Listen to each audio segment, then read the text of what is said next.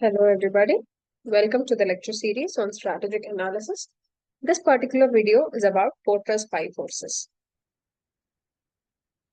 So, what is this Porter's five forces and why is it important to do it?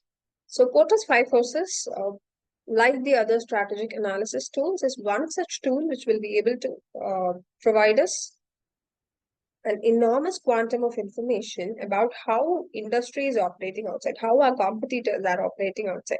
So this will help us to analyze the effectiveness of the industry,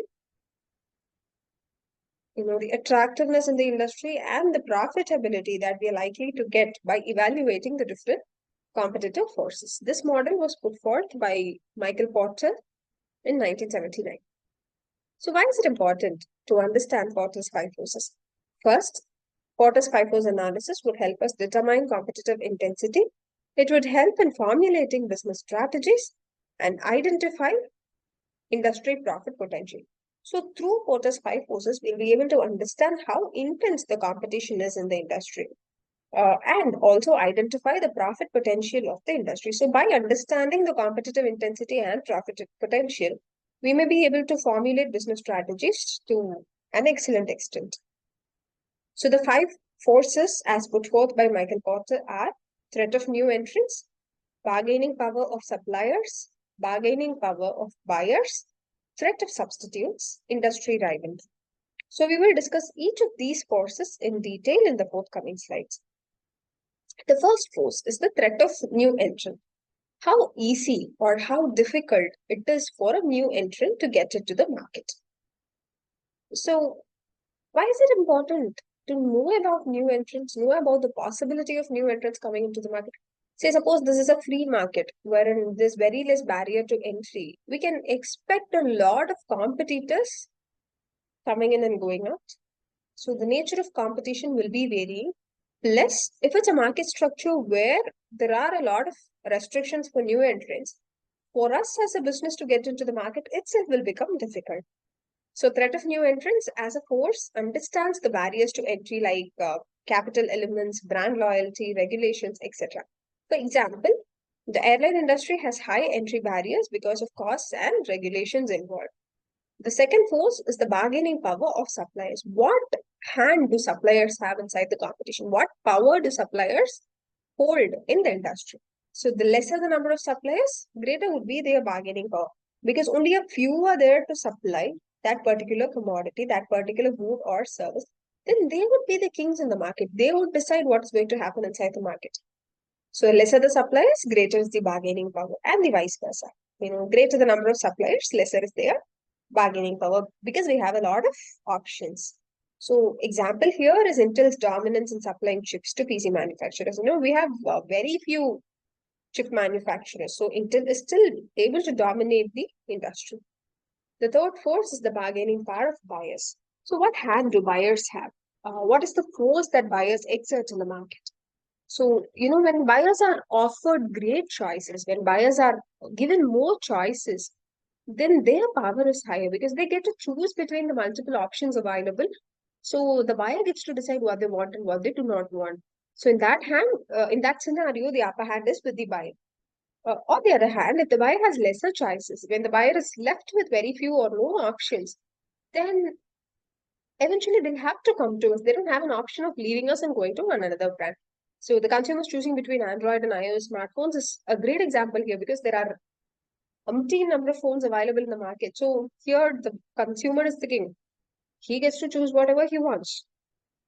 So we as businesses, it's our duty to convince our consumer to utilize us. It's our duty to convince our consumer to come and buy our product. On the other hand, if we consider the Indian Railways, we don't have an option. You like or don't like, you have to access the trains. So there, the railway becomes the king and not the commuter. The fourth force is the threat of substitutes. How easy it is to look out for alternatives. What is the availability of alternatives inside the market? So, greater the number of alternatives, greater the number of substitutes or options available, then it would definitely reduce the industry demand for the particular brand. Like if I have a lot of substitute brands, then it's easy for my customer to leave me and go for my substitute, provided they give better offers, better pricing. or better deliverables. On the other hand, in a market where the number of substitutes is very less, then I would be the king. I would be ruling the market. So, streaming services replacing traditional cable TV is one good example of threat of substitution. The moment Netflix or Amazon Prime or any other OTT platform came in, the cable TV was at a toss because people started noticing these platforms, streaming platforms, as better options compared to cable TV. The last force is industry rivalry. How intense is the competition? Who are our rivals? What is the intensity of competition that is existing inside an industry? Do I have to compete with a very big brand? Or do I have to compete with only, you know, a lot of chotu brands? So it's about what is the intensity of competition that I'll have to face if I'm getting into this industry. Say, for example, the rivalry between Coca-Cola and Pepsi is already huge. And what if a baby beverage brand is getting inside? What if I'm a baby boomer in the beverage industry? I go fight against Coca-Cola and Pepsi, and that fight definitely is not going to make sense because they're already ruling the market. The intensity with which I have to compete is huge. So these are the 5 different forces as discussed by Michael Porter. So we will discuss these forces with reference to the smartphone industry. So, in the smartphone industry, the chance of a new entrant coming inside is very less because a huge investment is needed.